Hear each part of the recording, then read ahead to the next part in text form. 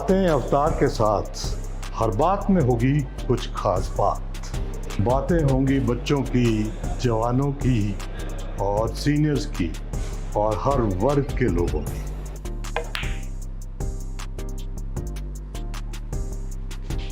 Education, sports, health, motivation सब कुछ मिलेगा यहाँ। सोच बदलेगी, जिंदगी सजेगी। जो सुनोगे यहाँ वो काम आएगा वहाँ। सीखो, समझो और बढ़ो अवतार के साथ। बातें जो दिल को छू लें, जिंदगी के हर मोड़ पर बातें जो बनाएंगी रास्ता आसान। यहाँ मिलेगा हर सवाल का जवाब एक फ्रेंडली अंदाज में। तो आइए शुरू करते हैं बातें मेरे यानी अवतार के साथ।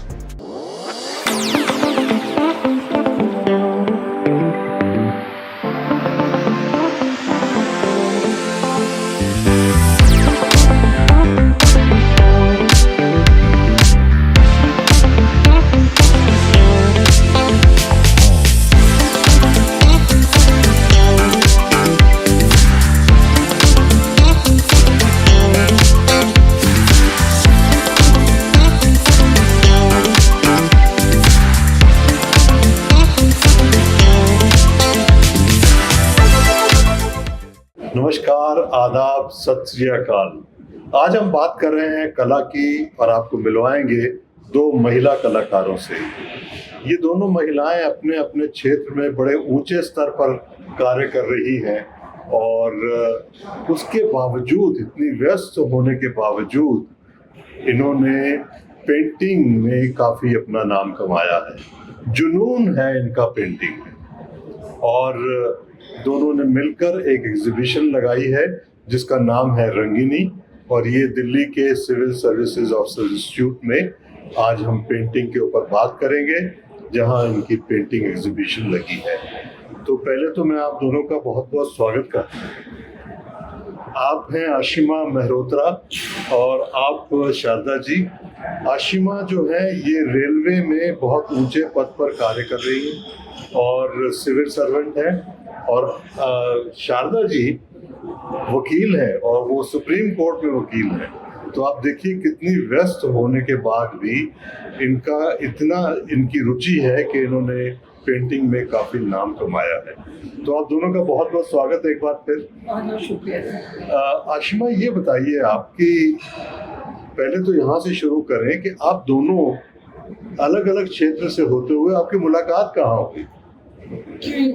देखिए, ये कुछ 35 साल पुरानी बात है। हम लोग साथ में अपना पोस्ट ग्रेजुएशन का देख रहे थे, एवेन्यूज, और हम लोग वहाँ पे मिले जामिया मिलिया इस्लामिया में। और उसके बाद ऐसा कोइंसिडेंस का सिलसिला चला कि हम लोग बार बार मिलते रहे एक दूसरे से, और फिर हम लोगों ने एक दूसरे को काफ़ी सपोर्टिव पाया और हमें लगा हमारा कॉमन माइंडसेट है। तो हम लोगों ने दोनों ने डिसाइड किया कि लॉ करें साथ में। फिर उसके बाद लॉ करने के बाद हम लोगों ने अपनी अलग अलग वो चुनी पहचान। वो सुप्रीम कोर्ट सेकेंड ईयर से ही वो लॉ के वो जाना शुरू कर दिया उन्होंने, और एक एडवोकेट की तरफ भी पहचान बनाई, एडवोकेट ऑन रिकॉर्ड। और मेरे को थोड़ा टाइम लगा, लेकिन मैंने फिर सिविल सर्विसेज में आना बेहतर समझा। लेकिन उसके बाद भी हम लोगों की दोस्ती वैसे ही कायम रही, और तब से हम लोग अब ये एक और कोइंसिडेंस है कि हम दोनों की रुचि पेंटिंग में भी थी, तो पेंटिंग की में भी हम लोगों का वैसे ही कोलैबोरेटिव एफर्ट रहा है। मतलब आपने पहले से मिल के पेंटिंग शुरू नहीं की, अलग अलग दोनों आप पेंटिंग करते हैं।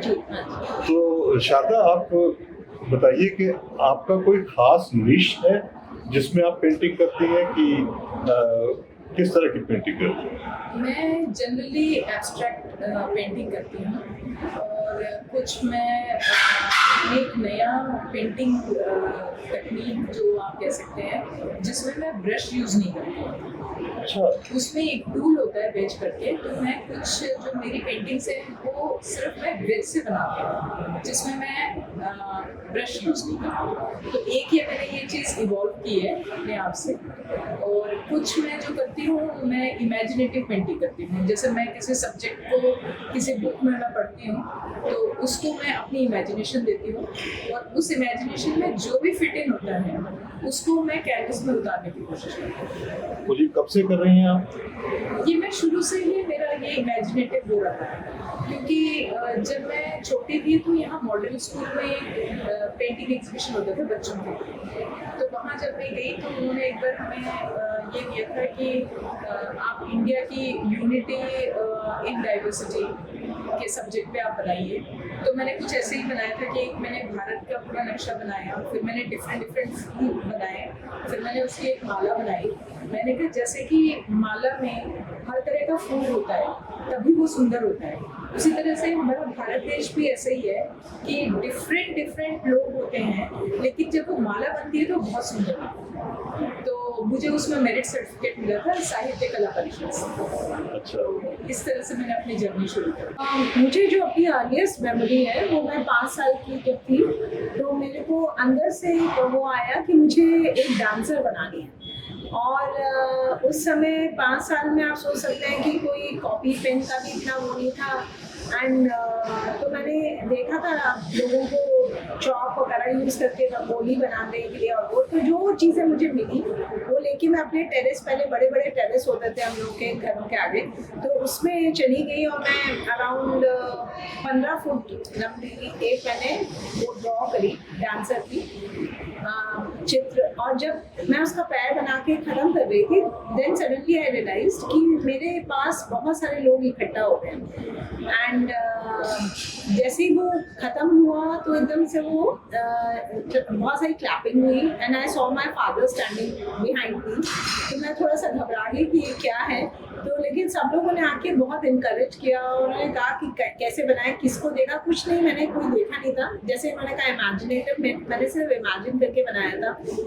And I got lot of reward, I got rewarded by everyone. And उसके बाद मेरे फादर ने मुझे लगातार इनकरेज किया इसको आगे बढ़ाने में, तो वो मुझे गाइड करते रहे। और मैं ऐसे ही ह्यूमन स्टडी और स्टिल लाइफ स्टडी और आसपास का जो मेरा वो था, मैं फिर बहुत फ्रीडम से बनाती थी।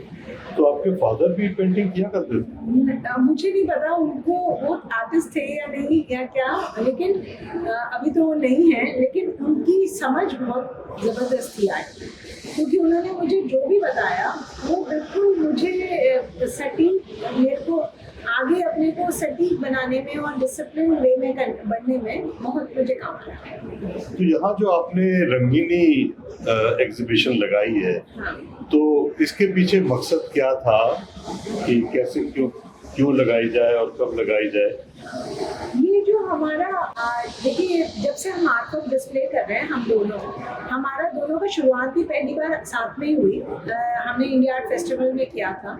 उसके बाद मैं बहुत सारे सोलो शोज करे, ग्रुप शोज करे, बट मैडम जो है क्योंकि बहुत व्यस्त रहती हैं, तो लेकिन हम लोग का एक वो रहा है कि हम हर साल एक साथ जरूर करें अपना ग्रुप शो।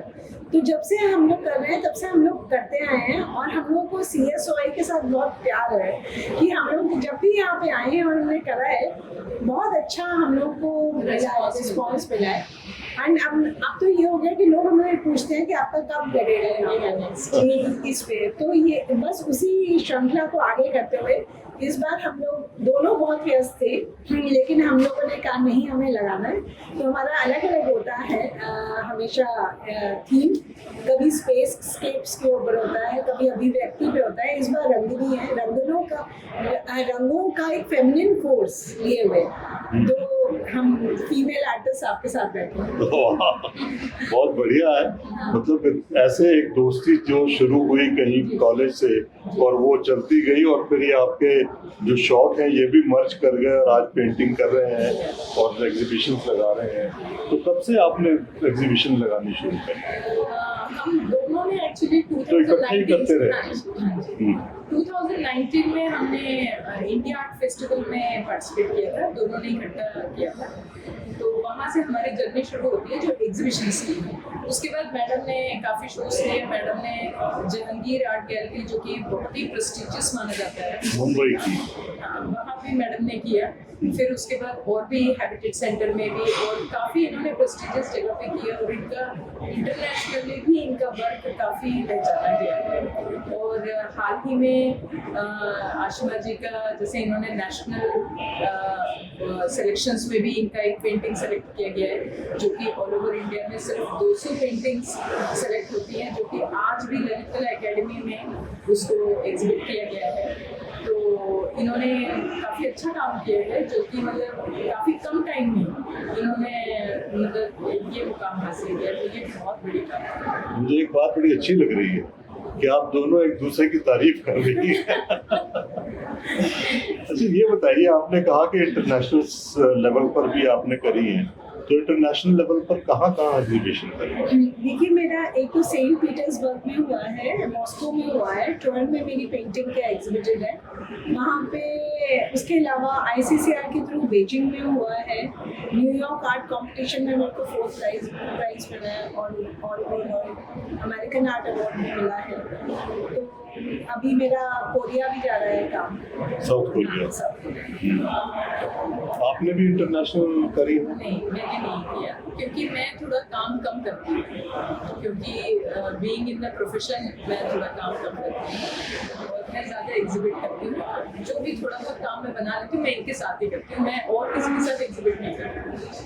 तो रंगीनी में आपने कोई विशेष थीम लिया है कि क्या? देखिए, ये ग्रुप आर्ट एग्जीबिशन है, इसलिए हम लोगों ने मल्टीपल थीम्स ली हैं, और हमने अपनी मल्टीपल सीरीज भी दिखाई है दोनों ने, जिस पे हम काम कर रहे हैं। हर सीरीज पे हमारे पास बहुत सारे काम हैं, तो वो हम सोलो में जनरली करते हैं कि एक थीम पे हम एक सोलो करते हैं। बट यहाँ पे हम लोगों ने अपने जितने डाइवर्स रंग हैं, हमारे जो काम हैं, वो हम लेकर आए हैं, क्योंकि जो कि लोगों को बहुत पसंद आ रहे हैं। क्योंकि वो मतलब मुझे आज 1-2 लोगों ने कहा भी आके कि हम जब एक ही तरह के काम देख देख के इतने थक गए कि अब हमने जाना छोड़ दिया आर्ट शोज में। बट आप लोगों के आर्ट शोज में जब हम आते हैं तो इतना अलग तरीके का आपका काम, आप जो एक्सप्लोर कर रहे हैं, जो आपने पहले किया, और आप लोगों का कोलैबोरेटिव जो एफर्ट है, तो वो हमें बहुत अच्छा लगता है। तो इसमें आपकी कौन कौन सी खास पेंटिंग है, उनके बारे में? हमारे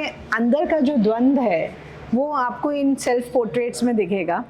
तो जैसे मैंने कहा, इमोशंस को मुझे कैप्चर करना अच्छा लगता है, और उनको उससे एक डायलॉग शुरू करना। तो ये एक उसका प्रतीक है। इसमें भी आप देखेंगे यहाँ पे वाटर कलर में है, भी हैं।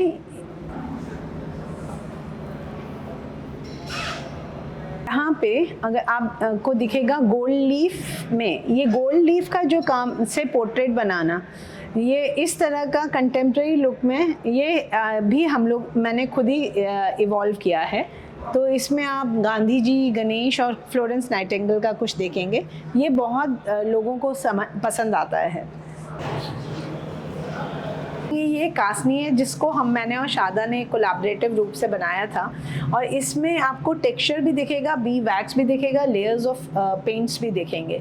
तो ये जो है, ये काम, और इसमें अलग अलग कलर्स का फ्लो जो है, ये एक तरह से कॉस्मिक फ्लो है ऑफ एनर्जी का। जो हमारे आसपास जो कॉस्मिक एनर्जीज हैं, वो भी एक अलग अलग रंगों से में हैं, और वो हमें इफ़ेक्ट करती हैं। तो यहाँ पे एक सूफियाना रंग है, यहाँ पे आप एक गेरुआ रंग लिए हुए एनकॉस्टिक पेंटिंग है मेरी, और इधर आप देखेंगे खुशी का रंग, ये है खुशनुमा। तो और ये हमारे अंबरी का रंग है। यहाँ पे आप देखेंगे एक आदमी की स्ट्रगल, जो कि उसके रोज़ की ज़िंदगी में खिंचाव आते चले जाते हैं, और उसमें उसको कभी ग्लूम भी आता है, डिप्रेशन भी आता है, बट फिर भी वो आदमी जीना चाहता है। तो ये येलो ग्रीन उसकी जीने की चाह को दिखाते हैं। ये जो है टग ऑफ सर्वाइवल, ये है बेसिकली मैं मिनिस्ट्री ऑफ रेलवेज़ और टूरिज़्म में रही हूँ, तो मेरा बहुत ट्रैवल होता है अंदर। तो देश विदेश और अपने देश के भी अंदर जगहों में। तो मैं एक सी कोस्ट पे थी, यहाँ पे केरला में। तो सुबह सुबह मुझे 4-4:30 बजे बहुत अच्छी हमिंग की आवाज़ सुनाई दी। तो तो मैंने उत्सुकता से अपनी बालकनी में जाके देखा, तो देखा कुछ फिशरमैन नेट को तैयार कर रहे हैं और सारे एक ही धुन में कुछ गा रहे हैं। तो मुझे बड़ा अच्छा लगा, तो मैं अपने होटल के उससे निकल के मैं वहाँ पे सी बीच में जाके बैठ गई। ये प्रोसेस 3 घंटे तक चलता रहा और उसके बाद मुझे लगा अब तो ये निकला है, और उसमें बहुत जद्दोजहद थी, लेकिन जब निकला तो मुझे लगा पता नहीं क्या होगा, इनका क्या निकलेगा, and I wanted to be witness to that. But मुझे जब इन्होंने नेट खोला तो बड़ा मुझे अजीब सा लगा कि उसमें छोटी छोटी कुछ मछलियाँ निकली थी, जो ये लोग 4-5 घंटे के जद्दोजहद से वो करा। और उसके बाद आप देखेंगे जैसे ये आदमी अलग खड़ा है, ऐसे ही लोग अलग अलग वहाँ पे खड़े हो गए, बिखर गए ये फिशरमैन।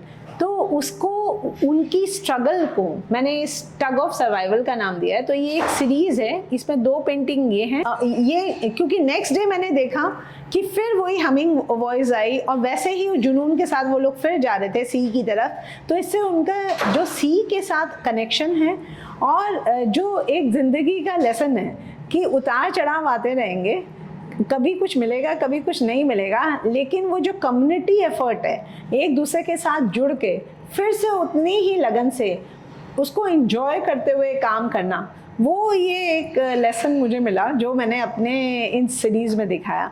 ऐसे ही ये कुछ लेडीज़ हैं नीचे बैठी हुई, इसका नाम मैंने इमली दिया हुआ है। इसमें आपको अलग अलग बच्चों की लेडीज़ की वो दिखाएंगे, छोटे बच्चे हैं, बड़ी हैं लेडी, एक अपने बच्चे को लेके बैठी हैं, एक उससे बुज़ुर्ग हैं और पीछे एक आदमी खड़ा है जो देख रहा है उनको। तो ये है, इसको मैंने कहा जैसे इमली है, कुछ खट्टी है कुछ मीठी है, जैसी भी है वो ज़िंदगी है। तो ये भी हमारी ज़िंदगी से रिलेटेड है और इसमें आप एक भारत का एक रूप भी देखेंगे, हमारी इकोनॉमी का भी एक रूप देखेंगे। AI की बात हो रही थी, इंटरनेट की बात हो रही थी, नेक्स्ट जनरेशन की बात हो रही थी, तो आपको मैं अपनी इस पेंटिंग की तरफ ले जाती हूँ। ये जो पेंटिंग है इसका नाम मैंने विभत्स लिखा है। इसको आप ये देखेंगे, इसमें एक आपको डेमोनिक सा वो दिखेगा व्यक्ति, एक आपको जैसे दुर्गा जैसी एक वो दिखेंगी, हाँ, सौम्यता लिए हुए और एक पेशेंस लिए हुए। तो ये 2 पार्ट दिखा रहा है लाइफ के, जहाँ पे एक IT का फोर्स है जो कि इतना बड़ा फोर्स होता चला जा रहा है कि उसको वो रिलीजन और हर चीज़ से ऊपर जा रहा है। तो अगर हमने उसको कंट्रोल नहीं किया तो मतलब तो दोनों फोर्स इस पेंटिंग में आपको दिख रहे हैं, तो वो टेक ओवर कर लेगा हमारे को और वो एक विभत्स रूप हो जाएगा। अक्सर एक पेंटिंग पर कितना समय लगाती है? देखिए, हर एक पेंटिंग का एक अलग ही वो होता है, क्योंकि ये एक सिर्फ पेंटिंग नहीं है, एक थॉट प्रोसेस है जो कि हम लोग इवॉल्व होता है जब आप बनाते हैं। वो आपके साथ डायलॉग एक चलता है मेरा कैनवस के साथ। और अगर ऑयल होता है तो उसमें तो 2-3 महीने लगते हैं, क्योंकि उसमें लेयरिंग करना भी एक वो है कि वेदर के ऊपर डिपेंड करता है और कौन से कलर उस पर लगेगा कि वो सूखा या नहीं सूखा।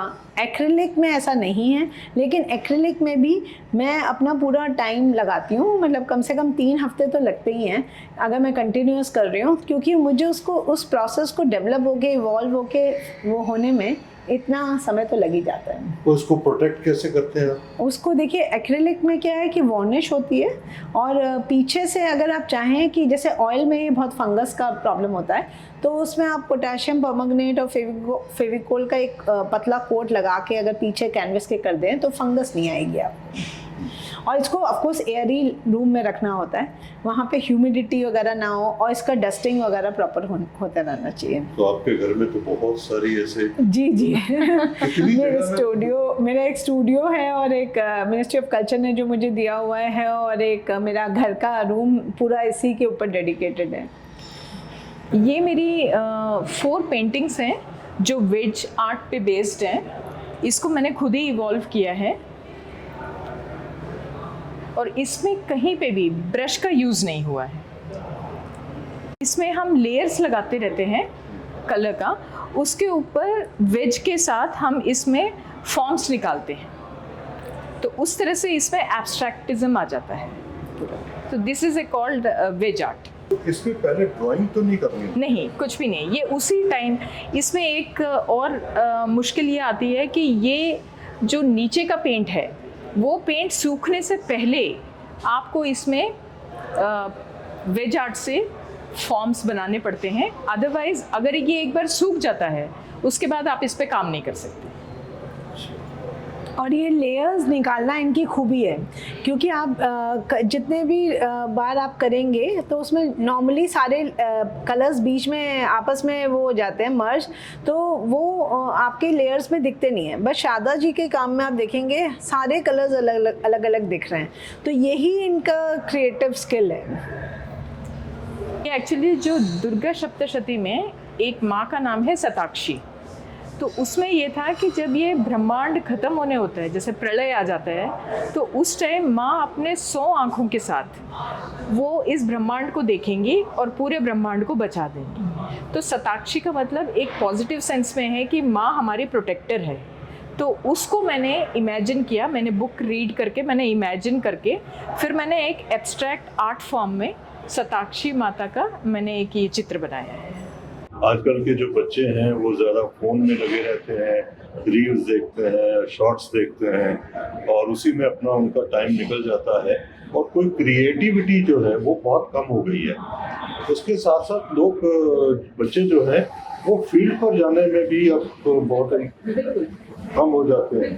तो ना तो वो स्पोर्ट्स में ना किसी आर्ट्स में उसमें कम हो जाते हैं। तो ये इसको आप क्या समझती हैं कि किस तरह से वापस लाया जा सकता है बच्चों को उस लाइन पे? देखिए, मुझे वही मैं कहना चाहूँगी, जैसे आर्ट वर्कशॉप्स होती हैं वो उससे बहुत बड़ा एक वो देगा। जैसे मैं सेंट पीटर्सबर्ग गई, वहाँ पे क्या हुआ, 15 दिन हम लोगों की वर्कशॉप गई, तो हम लोग नेचुरल सराउंडिंग्स में बैठे, आपस देखा, उसको महसूस किया। देखिए, मोने वैन गॉ ने क्या किया, लाइट का, विंड का, जो वो एक सर्कल है हमारे आसपास, जो वो आपको दिखता नहीं है, लेकिन उसका एक पूरा हमारे इमोशंस पे एक असर पड़ता है। उसको कैप्चर किया अपनी पेंटिंग्स में, इसीलिए वो आज फेमस है। तो आजकल हम जब ये डिजिटल वर्ल्ड से कहीं ना कहीं हमारे सोशल वर्ल्ड का, हमारे नेचुरल सराउंडिंग्स का हमसे कनेक्ट टूट रहा है। हम उसको नहीं देखते, हम सिर्फ अपने उसमें मोबाइल में जुड़े हुए हैं। तो जब ये आर्ट वर्कशॉप्स होती हैं तो वहाँ पे ऐसे मुझे लगता है कि हम लोगों को ऐसा होना चाहिए, होती भी है ऐसे नेचुरल सराउंडिंग्स में लेके जाएं। और जैसे हम लोग इवन मैं आर्ट की स्टूडेंट नहीं थी, लेकिन फिर भी मैं बचपन से, क्योंकि मुझे आर्ट का शौक था, तो मुझे याद है कि हम लोग जाते थे कभी मॉन्यूमेंट में, कभी रेलवे स्टेशन पे, कभी कहीं पे, और बैठ के हम लोग पेंट करते थे या उसके स्केच बनाते थे।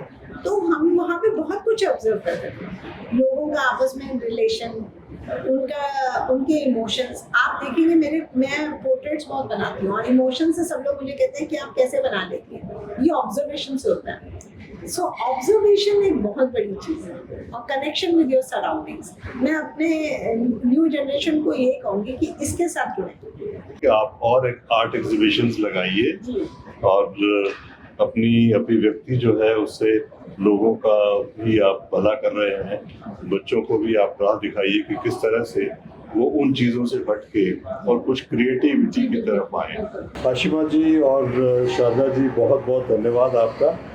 और दर्शकों से मैं ये अनुरोध करूँगा कि हमारा चैनल आप सब्सक्राइब करिए, और ये वीडियो अगर आपको अच्छा लगा है तो इसे लाइक कीजिए और इसे शेयर कीजिए। फिर मिलेंगे किसी और विषय पर बात करने के लिए एक नए वीडियो के साथ। अभी इजाज़त दीजिए, नमस्कार। नमस्कार।